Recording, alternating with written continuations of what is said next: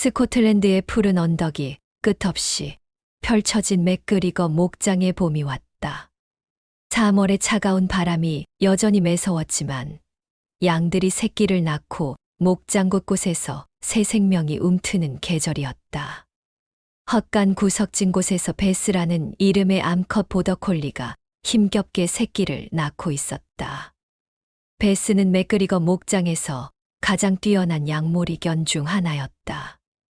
그녀의 예리한 눈빛과 민첩한 몸놀림은 목장의 모든 이들이 인정하는 바였다.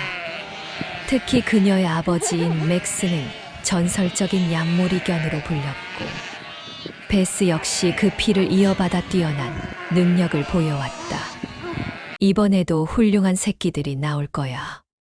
목장 주인인 로버트 맥그리거가 아내 메리에게 말했다. 맥스의 혈통이니까. 하지만 5마리의 새끼 중 막내로 태어난 작은 수컷은 달랐다. 다른 형제들이 건강하게 울어대며 어미의 젖을 찾는 동안 이 작은 아이는 겨우 숨을 쉬는 것 같았다. 몸집도 형제들의 절반밖에 되지 않았고 털도 윤기가 없었다. 이 아이는 메리가 걱정스러운 표정으로 작은 강아지를 들여다보았다. 글쎄, 살아남을지 모르겠네. 로버트가 고개를 저었다. 자연의 법칙이야. 강한 자만이 살아남는 거지.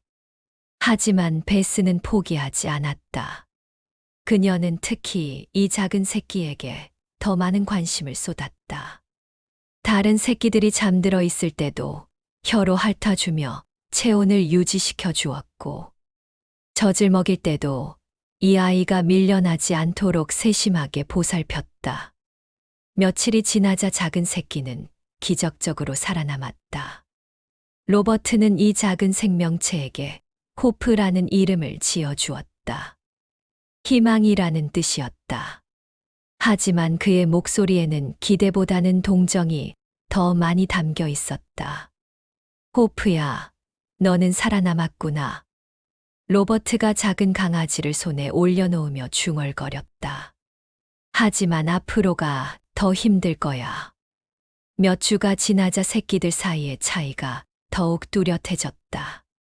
호프의 형제들인 맥스, 레오, 벨라, 루나는 모두 건강하게 자랐다. 특히 첫째인 맥스는 할아버지의 이름을 물려받았을 만큼 뛰어난 자질을 보였다. 생후 6주도 되지 않았는데 벌써 양들을 보면 본능적으로 자세를 낮추며 집중하는 모습을 보였다. 저것 봐요. 메리가 감탄하며 말했다. 맥스는 정말 할아버지를 닮았어요. 하지만 호프는 달랐다. 형제들이 활발하게 뛰어다닐 때 호프는 여전히 어미 곁에 조용히 앉아 있었다. 다른 새끼들보다 반응도 느렸고 걸음걸이도 어색했다. 호프는 좀 다르네요. 목장 일꾼인 던컨이 걱정스럽게 말했다. 혹시 어디 문제가 있는 건 아닐까요? 수의사인 닥터 캠벨이 호프를 검진했다. 특별한 질병은 없어 보입니다. 다만 전체적으로 발달이 느린 것 같군요. 유전적인 문제일 수도 있고 태어날 때의 영향일 수도 있습니다. 로버트는 실망스러운 표정을 숨기지 못했다. 양모리견으로는 쓸 수 없겠군요. 다른 형제들에게 기대를 걸어야겠어요. 호프는 사람들의 대화를 이해할 수는 없었지만 자신을 향한 시선이 다르다는 것을 본능적으로 느꼈다. 형제들이 받는 관심과 기대, 그리고 자신에게 향하는 동정 어린 눈빛의 차이를 말이다. 그럼에도 호프는 포기하지 않았다.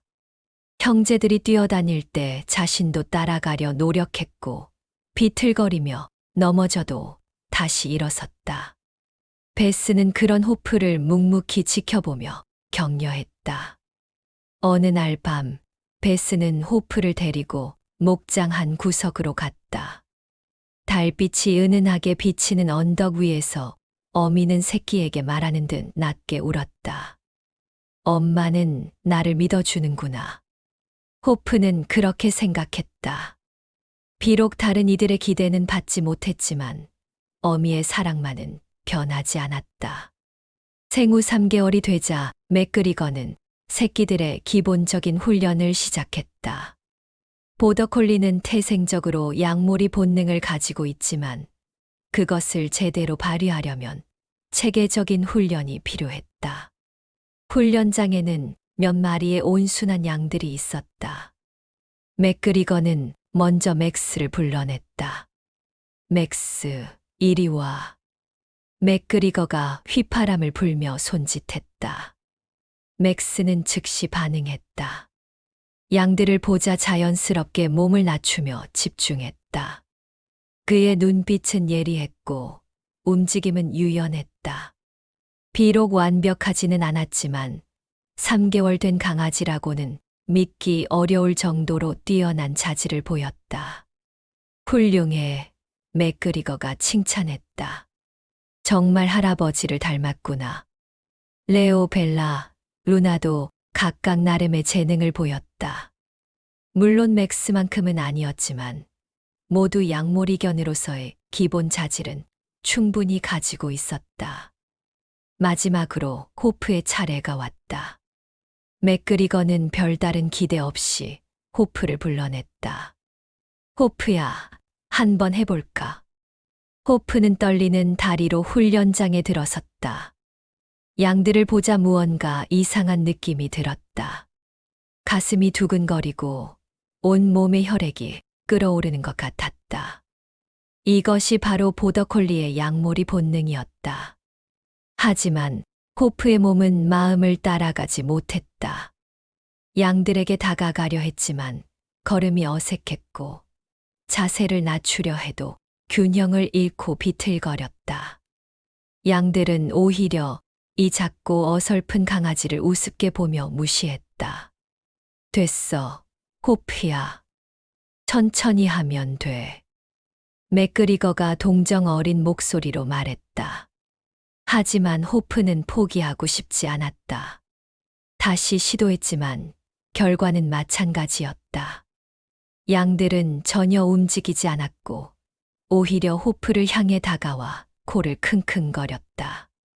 아직은 무리인 것 같군요. 던컨이 고개를 저었다. 그날 밤 호프는 혼자 헛간 구석에 웅크리고 있었다.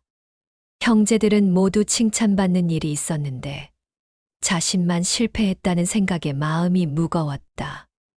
베스가 조용히 다가와 호프 곁에 누웠다. 어미의 따뜻한 체온이 전해지며 호프의 마음도 조금씩 진정되었다. 엄마, 나도 형들처럼 잘할 수 있을까? 호프가 작은 목소리로 물었다. 베스는 호프의 머리를 부드럽게 핥아 주었다.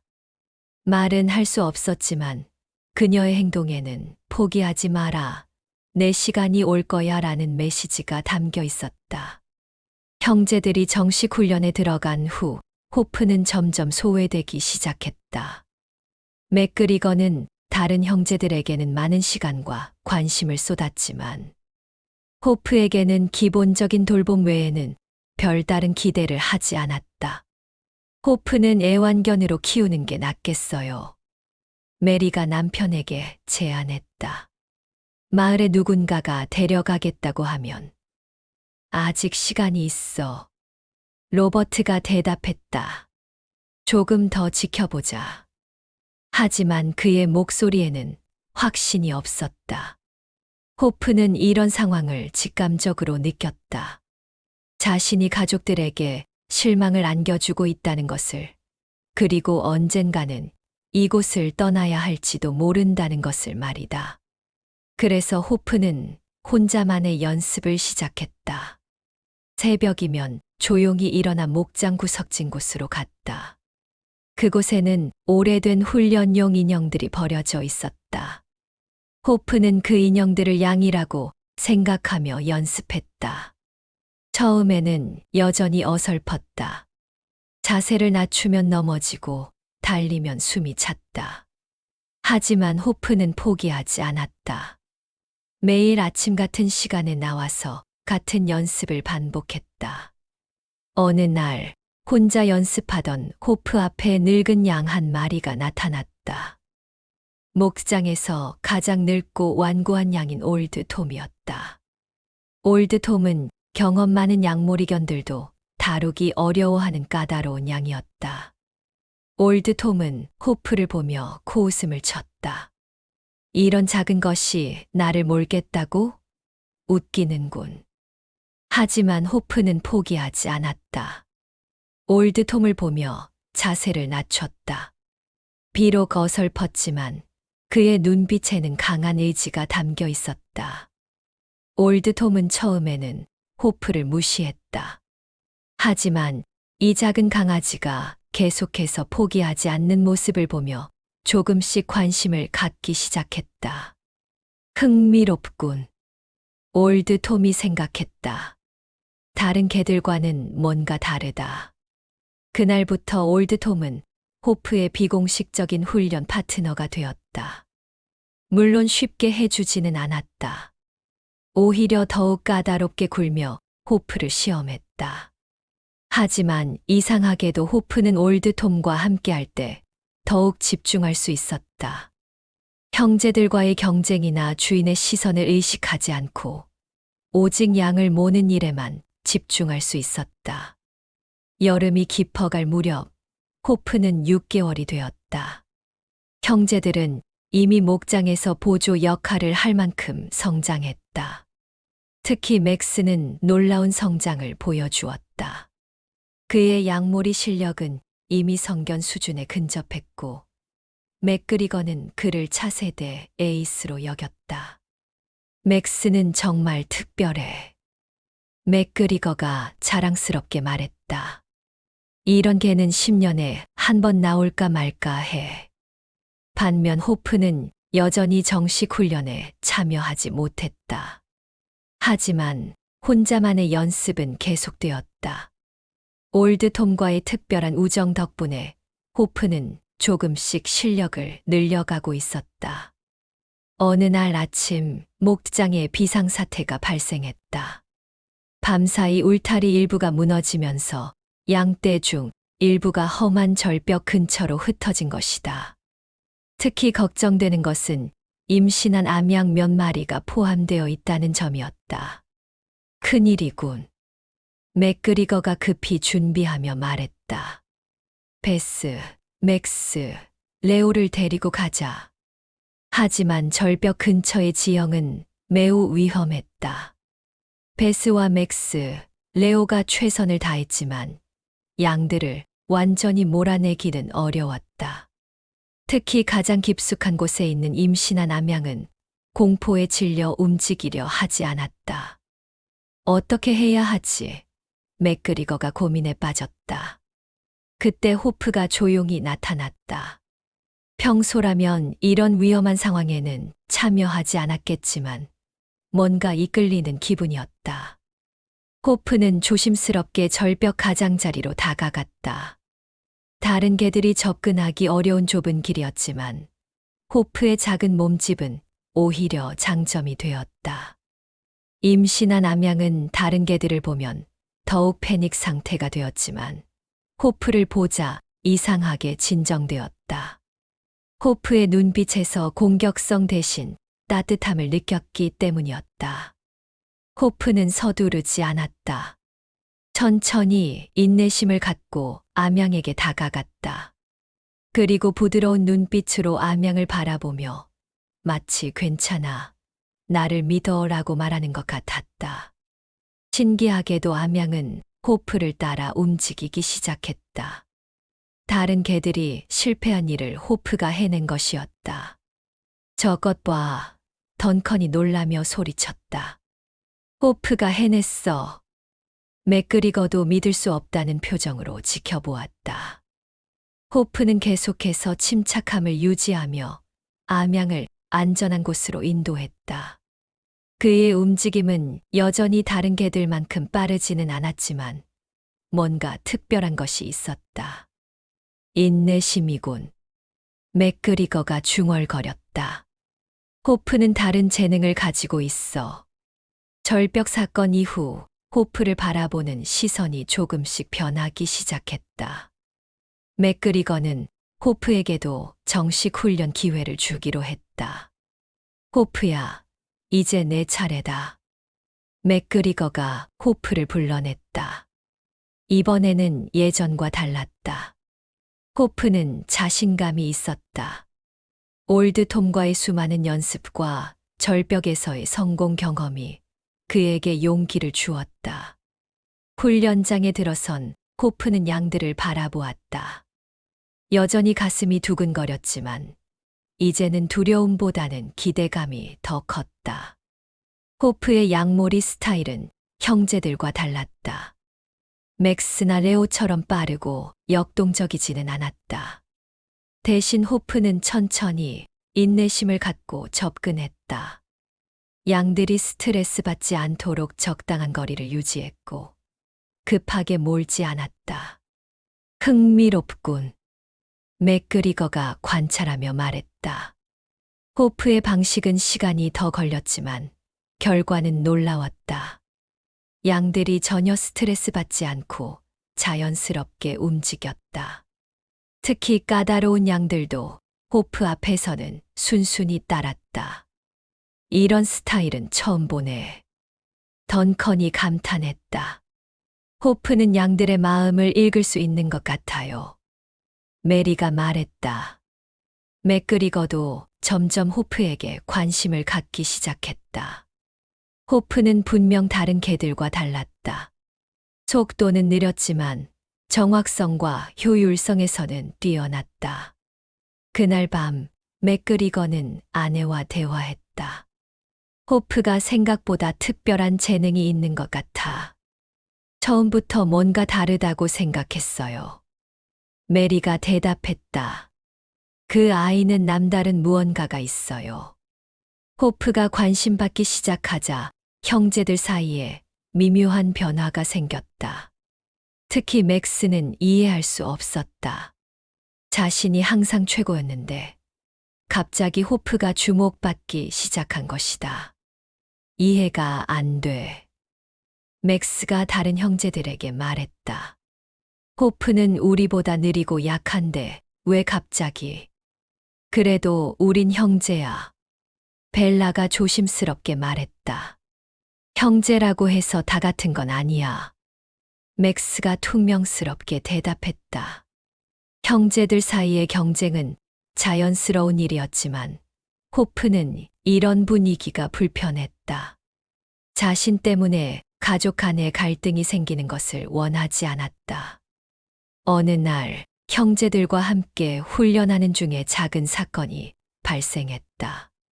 까다로운 양떼를 다루는 연습이었는데 맥스가 너무 급하게 몰려다 양들이 흩어져 버린 것이다.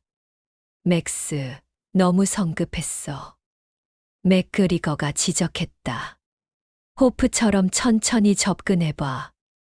이 말이 맥스의 자존심을 건드렸다. 자신이 호프와 비교당하다니. 훈련이 끝난 후 맥스는 호프에게 다가왔다. 내가 뭐 대단하다고 생각해. 맥스가 도전적으로 말했다. 나는 그냥. 호프가 머뭇거렸다. 너는 약해. 태어날 때부터 그랬고 지금도 그래. 맥스가 날카롭게 말했다. 호프는 상처받았지만 대답하지 않았다. 싸우고 싶지 않았다. 그날 밤 호프는 혼자 목장을 걸었다. 달빛 아래 펼쳐진 언덕이 평온해 보였지만 그의 마음은 복잡했다. 정말 나는 약한 걸까? 호프가 스스로에게 물었다. 그때 올드 톰이 나타났다. 무슨 걱정이냐, 꼬마야? 호프는 올드 톰에게 모든 것을 털어놓았다. 형제들과의 갈등, 자신에 대한 의문, 그리고 미래에 대한 불안까지. 올드 톰은 조용히 들어준 후 말했다. 강함에는 여러 가지가 있단다. 마른 것만이 강한 게 아니야. 때로는 참을성이, 때로는 이해심이 더 큰 힘이 되지. 정말일까요? 내가 나를 처음 몰았던 날을 기억하니? 다른 개들은 나를 무력으로 굴복시키려 했지만 너는 나를 이해하려 했어. 그것이 진정한 강함이야. 올드 톰의 말이 호프에게 용기를 주었다. 자신의 방식이 틀린 것이 아니라는 확신을 갖게 되었다. 겨울이 찾아왔다. 스코틀랜드의 겨울은 혹독했다. 눈보라와 강추위가 목장을 덮었고 양들을 돌보는 일은 더욱 어려워졌다. 특히 이번 겨울은 유난히 추웠다. 며칠째 계속된 폭설로 일부 양들이 고립되었고 목장 일꾼들은 구조 작업에 나서야 했다. 이런 날씨에는 경험 많은 개들만 데리고 가야 해. 맥그리거가 결정했다. 베스, 맥스, 그리고 레오. 호프는 제외되었다. 아직 경험이 부족하다는 이유였다. 하지만 구조 작업은 생각보다 어려웠다.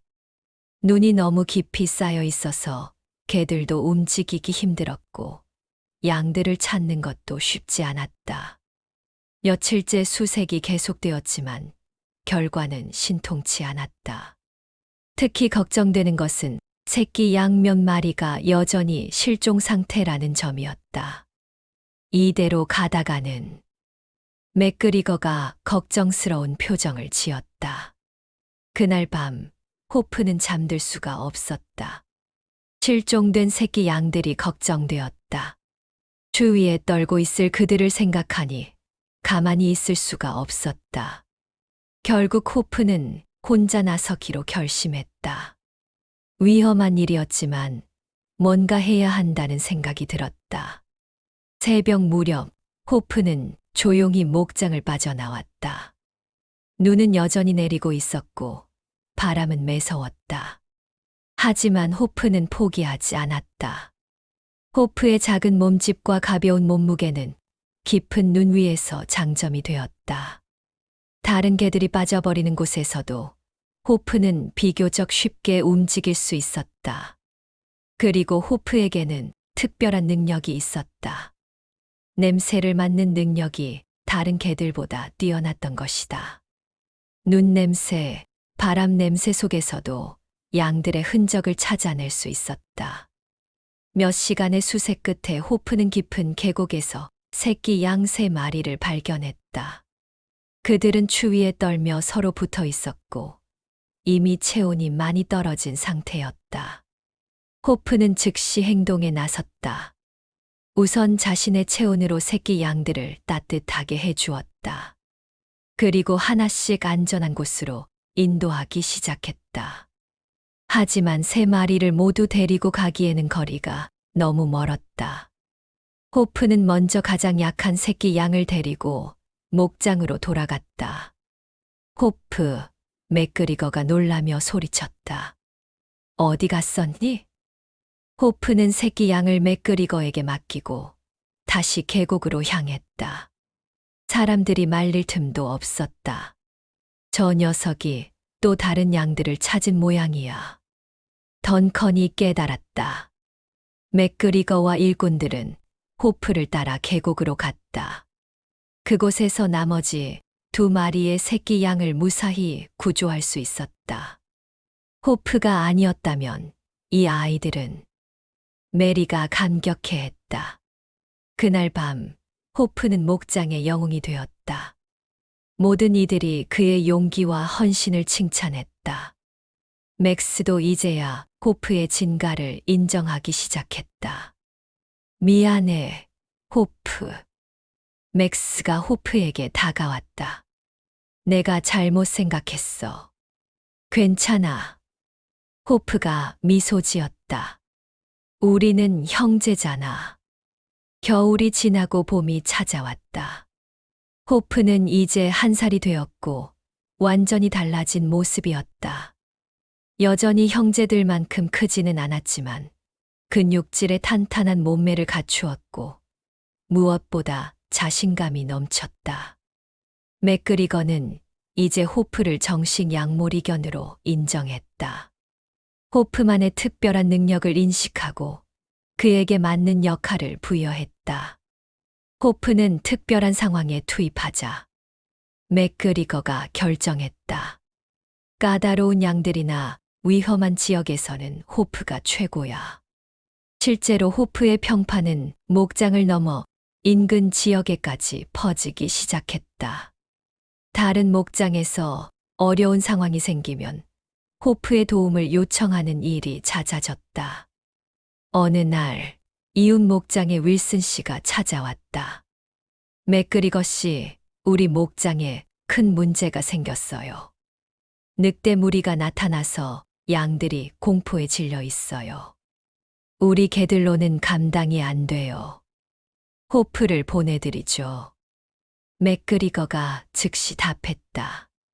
호프는 윌슨 목장으로 갔다. 상황은 정말 심각했다. 양들은 완전히 패닉 상태였고 늑대의 냄새가 아직도 진동하고 있었다. 다른 개들은 흥분해서 여기저기 뛰어다녔지만 호프는 달랐다. 우선 자신이 진정했다. 그리고 양들에게 천천히 다가갔다. 호프의 차분한 에너지가 양들에게 전달되었다. 공포에 질려 있던 양들이 조금씩 진정되기 시작했다. 신기하군. 윌슨 씨가 감탄했다. 저 개는 뭔가 특별해. 호프는 시간을 들여 양들을 하나씩 안전한 곳으로 모았다. 그의 인내심과 세심함 덕분에 단 한 마리의 양도 다치지 않았다. 정말 고마워요. 윌슨 씨가 맥그리거에게 인사했다. 호프는 정말 특별한 개예요. 이런 일들이 반복되면서 호프의 명성은 더욱 커졌다. 사람들은 호프를 기적의 개라고 부르기 시작했다. 호프가 2살이 되던 해 스코틀랜드 전역에서 가장 뛰어난 양몰이견을 가리는 대회가 열렸다. 맥그리거는 맥스를 출전시킬 예정이었다. 맥스가 우승 후보야. 맥그리거가 자신 있게 말했다. 하지만 대회 직전 맥스가 부상을 당했다. 훈련 중에 발목을 삐끗한 것이다. 이런 큰일이군. 맥그리거가 걱정했다. 호프는 어때요? 메리가 제안했다. 호프, 맥그리거가 망설였다. 아직 대회 경험이 없는데. 하지만 다른 선택의 여지가 없었다. 맥그리거는 호프를 대회에 출전시키기로 결정했다. 대회장에는 스코틀랜드 전역의 최고 양몰이견들이 모였다. 모두 명성 높은 개들이었고 호프는 그 중에서 가장 작고 어려 보였다. 저 작은 개가 뭘 할 수 있을까? 다른 참가자들이 수근거렸다. 대회는 여러 단계로 나뉘어 있었다. 기본적인 양몰이부터 시작해서 점점 어려운 과제들이 주어졌다. 첫 번째 과제는 10마리의 양을 정해진 시간 안에 우리로 모는 것이었다. 대부분의 개들이 빠른 속도로 양들을 몰았다. 호프의 차례가 왔다. 그는 다른 개들과 달리 서두르지 않았다. 천천히 양들을 관찰하고 각각의 성격을 파악했다. 그리고 조심스럽게 접근하기 시작했다. 너무 느려. 관중들이 웅성거렸다. 하지만 결과는 놀라웠다. 호프는 시간 안에 모든 양을 완벽하게 우리로 모았을 뿐만 아니라 양들이 전혀 스트레스 받지 않은 상태였다. 완벽하군. 심사위원이 감탄했다. 두 번째 과제는 더 어려웠다. 20마리의 양 중에서 표시된 5마리만 골라내는 것이었다. 이는 개의 정확성과 지능을 시험하는 과제였다. 많은 개들이 실수했다. 잘못된 양을 골라내거나 양들을 흩어뜨리는 일이 발생했다. 호프는 이번에도 신중했다. 각 양을 자세히 관찰하고 정확한 양들만을 골라냈다. 실수는 전혀 없었다. 믿을 수 없어. 다른 참가자들이 놀라워했다. 마지막 과제는 가장 어려웠다. 완고하고 까다로운 양 5마리를 산비탈의 좁은 길을 통해 정상까지 모는 것이었다. 이는 개의 모든 능력을 종합적으로 시험하는 과제였다. 이미 몇 마리의 개들이 실패했다. 양들이 길을 벗어나거나 개가 통제력을 잃는 일이 발생했다. 호프의 차례가 왔다. 그는 까다로운 양들을 바라보며 깊게 숨을 쉬었다. 이것이 자신의 진가를 보여줄 마지막 기회였다. 호프는 양들에게 다가가지 않고 일정한 거리를 유지했다. 그리고 눈빛과 몸짓만으로 소통하기 시작했다. 신기하게도 양들이 호프를 신뢰하기 시작했다. 그들은 호프의 안내를 따라 천천히 산비탈을 올라갔다. 좁은 길에서도 양들은 전혀 당황하지 않았다. 호프가 마치 괜찮다, 나를 믿어라고 말하는 것 같았다. 마침내 모든 양들이 정상에 도착했다. 완벽한 성공이었다. 관중들이 박수를 보냈다. 심사위원들도 놀라워했다. 우승자는 호프입니다. 사회자가 발표했다. 대회 우승 소식은 삽시간에 퍼졌다. 호프는 하루아침에 스코틀랜드 전체에서 가장 유명한 양모리견이 되었다. 믿을 수 없어. 맥그리거가 트로피를 바라보며 말했다. 정말 믿을 수 없어. 목장으로 돌아온 호프를 모든 이들이 환영했다. 형제들도 이제는 진심으로 축하해 주었다. 내가 최고야, 호프. 맥스가 자랑스럽게 말했다. 처음부터 뭔가 특별하다고 생각했어. 그랬나? 호프가 웃으며 대답했다.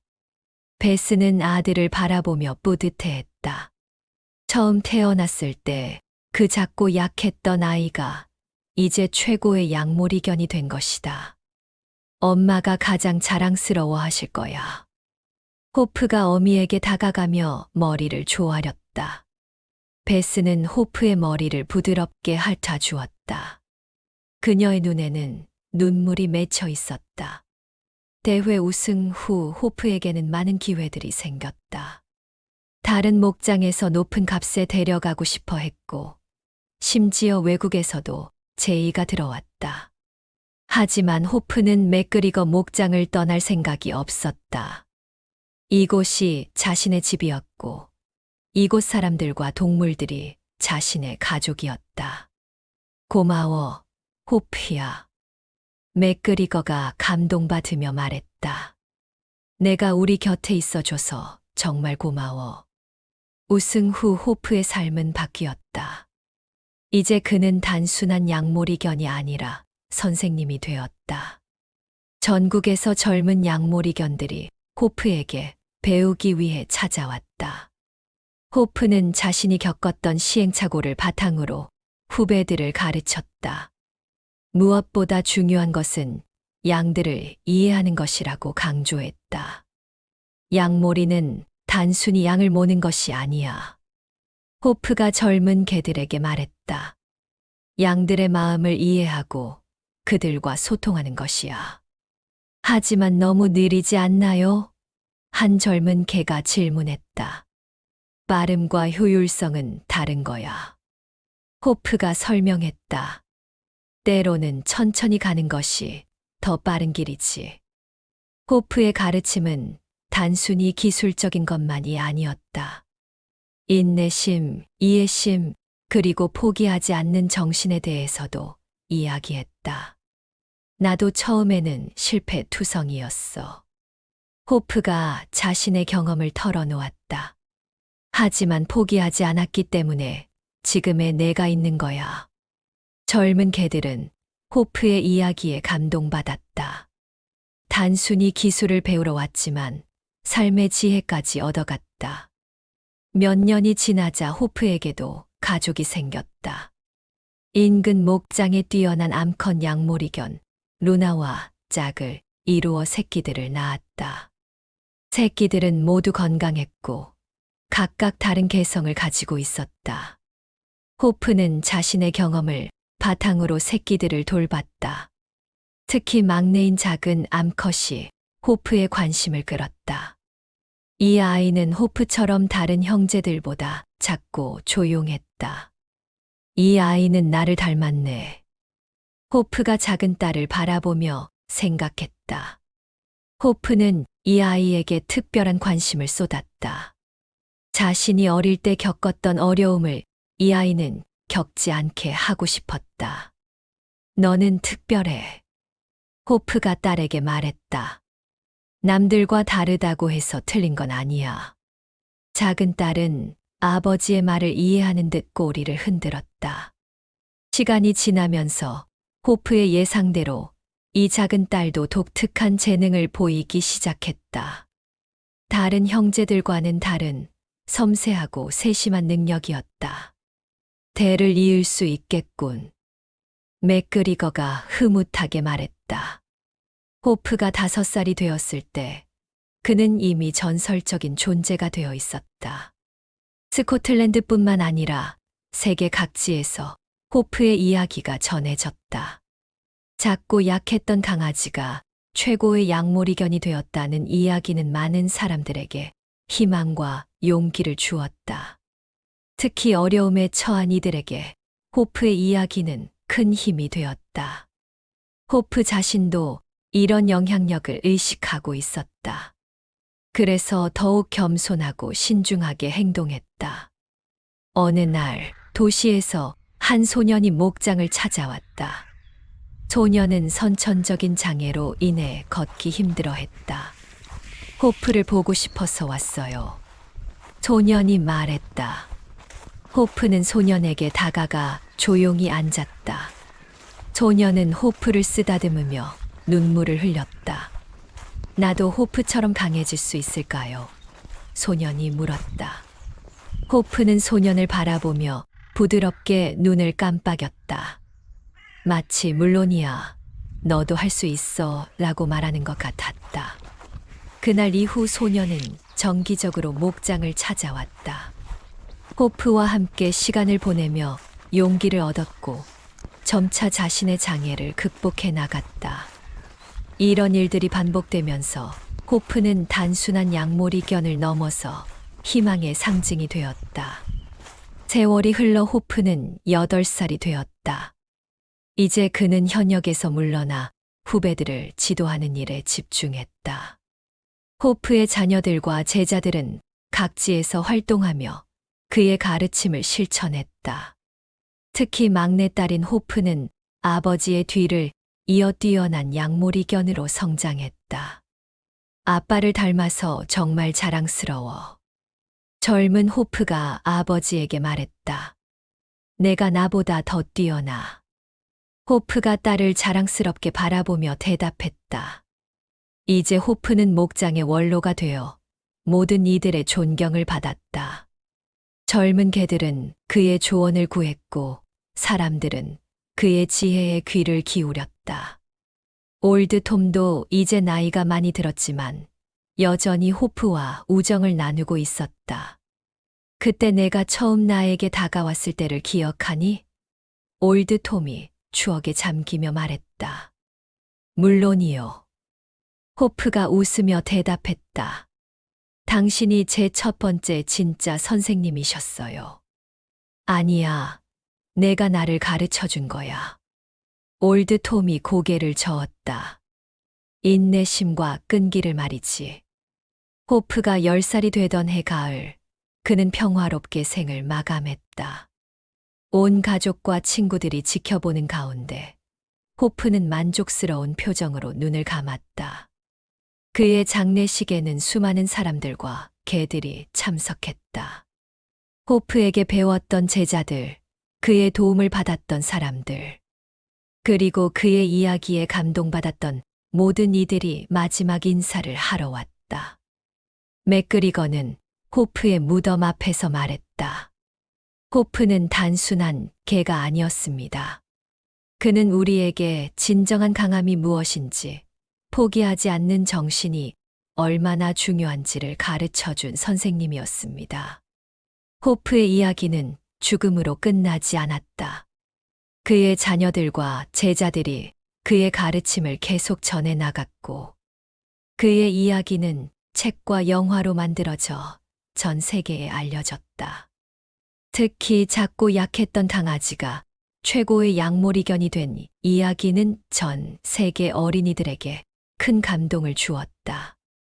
어려움에 처한 이들에게 희망을, 포기하고 싶은 이들에게 용기를 주었다. 맥그리거 목장에는 호프의 동상이 세워졌다. 그 동상 앞에는 이런 글귀가 새겨져 있었다. 크기가 아니라 마음이 진정한 강함을 만든다. 호프의 삶이 준 교훈. 매년 봄이 되면 목장에는 새로운 생명들이 태어난다. 그 중에는 작고 약해 보이는 아이들도 있다. 하지만 이제 아무도 그런 아이들을 포기하지 않는다. 호프의 이야기가 있기 때문이다. 그리고 바람이 언덕을 스치며 지나갈 때면 사람들은 여전히 호프가 그곳에 있다고 느낀다.